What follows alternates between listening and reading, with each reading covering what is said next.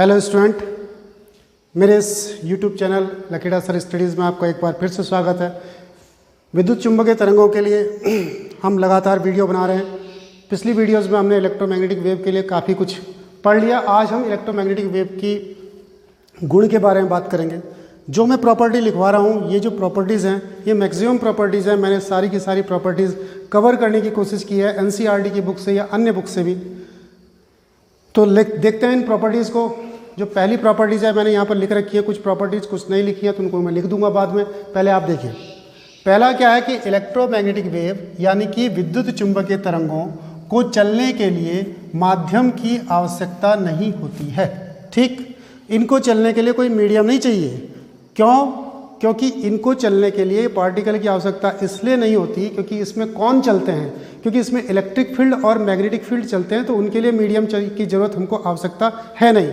Electric field बनेगा, फिर उसके परपेंडिकुलर मैग्नेटिक फील्ड बनेगा, फिर उसके परपेंडिकुलर इलेक्ट्रिक फील्ड बनेगा, फिर मैग्नेटिक फील्ड बनेगा, फिर इलेक्ट्रिक फील्ड बनेगा, फिर मैग्नेटिक फील्ड बनेगा, और वो वाइब्रेट करते हुए आगे चलते जाएंगे। तो इसलिए इनके चलने के लिए मीडियम की आवश्यकता नहीं होती है।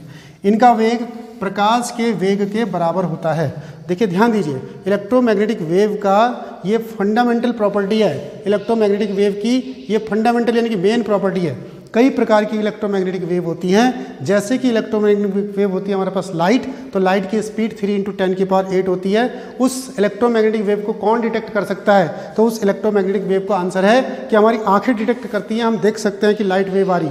दूसरी इलेक्ट्रोमैग्नेटिक वेव होती है हीट वेव। हीट, यहाँ पर कोई चीज़ जल रही है तो उसको कौन डिटेक्ट कर सकता है, कौन उसकी पहचान कर सकता है? तो आंसर है हमारी बॉडी में स्थित स्किन उसकी पहचान कर सकती है कि स्किन उसकी पहचान करेगी। उस स्किन के ऊपर अगर जो वेव पड़ेंगी तो गर्म या ठंडा महसूस करेगी, तो वो भी एक प्रकार की इलेक्ट्रोमैग्नेटिक वेव है। उनकी स्पीड भी कितनी होनी चाहिए? जो भी इलेक्ट्रोमैग्नेटिक वेव होगी उनकी सबकी स्पीड 3 × 10⁸ लाइट की स्पीड से चलेंगी। 3 × 10⁸ मीटर पर सेकेंड की स्पीड से चलेंगी जितनी भी इलेक्ट्रोमैग्नेटिक वेव होंगी। ठीक है। तीसरे प्रकार की इलेक्ट्रोमैग्नेटिक वेव जिन्हें हम रेडियो वेव्स भी कहते हैं। तो रेडियो वेव क्या होती है? जो हमारे मोबाइल्स में आती हैं, जो टीवी सिग्नल में आती है, ये सब रेडियो वेव्स होती हैं। तो ये जो इलेक्ट्रोमैग्नेटिक वेव होते हैं इनको हमारी बॉडी तो डिटेक्ट कर नहीं सकती, तो इनको कौन डिटेक्ट कर सकता है? तो इनके लिए एलसी जो हमारे पास सर्किट होते हैं, इसके अंदर हमारे पास मोबाइल के अंदर लगे होते हैं, टीवी के अंदर, रेडियो के अंदर लगे होते हैं, तो ये इन वेव्स को डिटेक्ट कर पाते हैं। एलसी सर्किट जो होते हैं वो इनको डिटेक्ट करने का काम करते हैं। तो तीसरे प्रकार की वेव इसके अंदर आ गई हमारे पास रेडियो वेव। हम इनके बारे में बाद में डिटेल से बात कर लेंगे। तो ये सब वेव हो गई। इनका वेव, जितनी भी वेव्स होंगी सबकी स्पीड कितनी होगी? 3 × 10⁸ मीटर पर सेकेंड होगी। नेक्स्ट, इन्हें चलने के लिए सोर्स की आवश्यकता नहीं होती है। इसका मतलब ये ऑटोनोमस होती हैं। ये ऑटोनोमस होती हैं। तो ऑटोनोमस का मतलब क्या होता है? ऑटोनोमस का मतलब होता है ये सोर्स है, यहाँ से इलेक्ट्रोमैग्नेटिक वेव आगे चली तो अब ये अपने आप आगे चलती रहेंगी। इन्हें सोर्स से कोई मतलब नहीं रहेगा। ये इलेक्ट्रिक फील्ड बना, इसने मैग्नेटिक फील्ड बनाया, इलेक्ट्रिक फील्ड बनाया, मैग्नेटिक फील्ड बनाया, ऐसे करके अपने आप ट्रेवल करती रहेंगी। ना तो मीडियम की आवश्यकता है, ना अब सोर्स की आवश्यकता है। एक बार सोर्स से निकल जाएंगी, अपने आप इलेक्ट्रिक फील्ड और मैग्नेटिक फील्ड बन जाएगी। इसलिए इनके लिए सोर्स की आवश्यकता नहीं होती है। इसलिए इनको ऑटोनोमस भी कहते हैं, अपने आप चलने वाली। इनकी उत्पत्ति परिवर्तित विद्युत क्षेत्र व चुंबकीय क्षेत्र द्वारा होती है। इसको हमने पिछली वीडियो में बहुत डिटेल से डिस्कशन किया कि परिवर्तित इलेक्ट्रिक फील्ड परिवर्तित मैग्नेटिक फील्ड बनाते हैं, यानी परिवर्तित विद्युत क्षेत्र परिवर्तित चुंबकीय क्षेत्र बनाते हैं, और परिवर्तित चुंबकीय क्षेत्र परिवर्तित विद्युत क्षेत्र बनाते हैं, और उनसे ये तरंगें चलती जाती हैं। तो ये इसकी प्रॉपर्टी नंबर 5। इलेक्ट्रोमैग्नेटिक वेव्स विद्युत चुंबकीय तरंगों में ई तथा बी की दिशा एक दूसरे के लंबवत होती है। मतलब इलेक्ट्रिक फील्ड ऐसे तो मैग्नेटिक फील्ड ऐसे, तो वेव ऐसे। इलेक्ट्रिक फील्ड, मैग्नेटिक फील्ड और वेव तीनों की दिशाएं एक दूसरे के परपेंडिकुलर होती हैं, तीनों की दिशाएं एक दूसरे के लंबवत होती हैं। Electric field, magnetic field, wave के चलने की दिशा एक दूसरे के लंबवत होती है। देखिए, ये जो हमारे पास इलेक्ट्रोमैग्नेटिक वेव की जो प्रॉपर्टीज़ हैं, लिखने को आती है कि कोई 2 प्रॉपर्टी लिख दो, कोई 3 प्रॉपर्टी लिख दो, कोई 4 प्रॉपर्टी लिख दो, और इनसे संबंधित क्वेश्चन बार बार पूछे जाते हैं। देखिए, छठा, ये तरंगे अनुप्रस्थ प्रकृति की होती हैं। अनुप्रस्थ प्रकृति की तरंगे मैंने बताया था। अनुप्रस्थ प्रकृति की तरंगे का मतलब होता है ट्रांसवर्स वेव। ट्रांसवर्स वेव कौन होती हैं कि वेव इधर को चले और पार्टिकल ऐसे इस टाइप से वाइब्रेट करें। तो देखिए electric field, magnetic field wave के चलने की दिशा के परपेंडिकुलर वाइब्रेट करते हैं, इसलिए इनका नेचर कैसा होता है, अनुप्रस्थ होता है, इसलिए इनका नेचर ट्रांसवर्स होता है। इलेक्ट्रोमैग्नेटिक तरंगों में ई तथा बी के मध्य निम्न संबंध होता है। तो ये याद करेंगे, इसकी जरूरत हमको पड़ती है कई जगह। E is equal to B into C, और या मैक्सिमम इलेक्ट्रिक फील्ड दिखाएंगे तो E not is equal to B not into C. तो ये हमारे पास इसमें रिलेशन आ जाएगा। आठवां, ये तरंगे अनुप्रस्थ प्रकृति की होती हैं, जैसे कि हमने बताया ये ट्रांसवर्स इन नेचर होती हैं, अनुप्रस्थ प्रकृति की होती हैं, इसलिए इनके लिए इक्वेशन ये होता है, जब मैंने ट्रांसवर्स में पढ़ाई थी आपको तो ये होता है, देखो ई वाई, ध्यान करो इसको, ई वाई क्यों? क्योंकि मैंने तुम्हें बताया था कि जब इलेक्ट्रोमैग्नेटिक वेव बनती हैं, मैं इसको ऐसे करके एक्सप्लेन करता हूँ कि जब इलेक्ट्रोमैग्नेटिक वेव बनती हैं तो मैंने क्या बोला था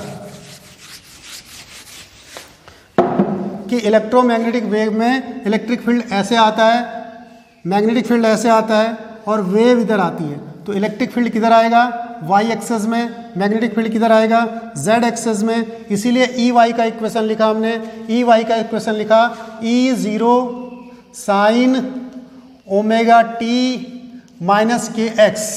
मैं इसको दोबारा से इसलिए लिख रहा हूँ कि इसको आपको याद करना है और बहुत ज़रूरी याद करना है कि ये इसका इलेक्ट्रिक फील्ड का इक्वेशन क्या बनेगा।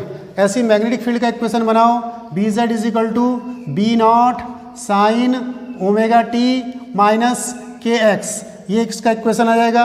Where omega is equal to 2 pi upon T और K is equal to 2 pi upon lambda. इसको प्रोपेगेशन कांस्टेंट, वेग कांस्टेंट या वेलोसिटी कांस्टेंट के को कहते हैं। तो के की वैल्यू इससे, इसकी वैल्यू इससे आती है हमारे पास। तो ये इनके बीच में रिलेशन, ये इक्वेशन बनेंगी दोनों की दोनों। तो ये मैंने इक्वेशन बनाई, ये जरूर ध्यान रखेंगे आप कि बी के लिए क्या इक्वेशन है और ई के लिए क्या इक्वेशन है। ये हो गया हमारे पास इसका आठवां। अब मैं नौवां, दसवां, एक दो प्रॉपर्टी और हैं, उन प्रॉपर्टी को यहाँ पर अपने आप लिख रहा हूँ। जरा इसको मैं रब कर देता हूँ, आप इसको जरूर नोट कर लें, बहुत जरूर नोट करें, क्योंकि यहाँ से इनको नोट करने के बाद आपको कहीं से भी पढ़ने की कोई आवश्यकता नहीं है। इनको बस यहाँ से पढ़िए इनको और इनकी प्रॉपर्टी ऑलमोस्ट पूरी हो जाएगी। चलिए नेक्स्ट है हमारे पास इलेक्ट्रोमैग्नेटिक वेव में ऊर्जा के कारण संवेग उत्पन्न होता है। नंबर 9, चलो जो भी नंबर है, इलेक्ट्रोमैग्नेटिक वेव में ऊर्जा के कारण संवेग उत्पन्न होता है, संवेग उत्पन्न होता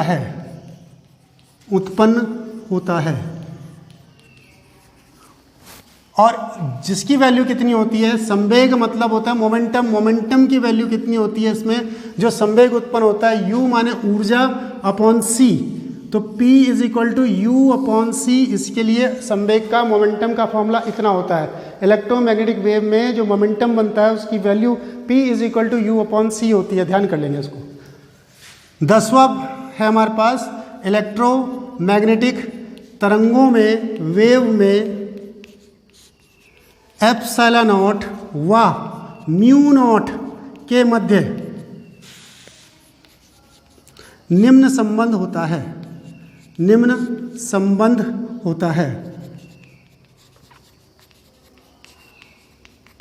और क्या संबंध होता है इसके बीच में हमारे पास कि C is equal to √1 upon mu naught into epsilon naught. इसको भी ध्यान करेंगे, प्रूफ करने के काम आएगा। एक्चुअल में ये इलेक्ट्रोमैग्नेटिक वेव की प्रॉपर्टी नहीं है, ये सभी, ये तो कॉमन प्रॉपर्टी है कि C की वैल्यू इतनी होती है, C म्यू नॉट और एप्सिलॉन नॉट के बीच ये रिलेशन होता है, हमेशा यही होता है इलेक्ट्रोमैग्नेटिक वेव के लिए या अन्य किसी भी प्रकार के, कहीं पर भी इसका यूज़ करना है तो हम यूज कर सकते हैं। C is equal to √1 upon mu naught into epsilon naught. लेकिन जब हम इलेक्ट्रोमैग्नेटिक वेव को आगे प्रूफ करेंगे तो वहाँ इसकी जरूरत पड़ेगी, आगे इलेक्ट्रोमैग्नेटिक वेव की एनर्जी वगैरह, एनर्जी डेंसिटी निकालेंगे तो वहाँ इसकी जरूरत पड़ेगी।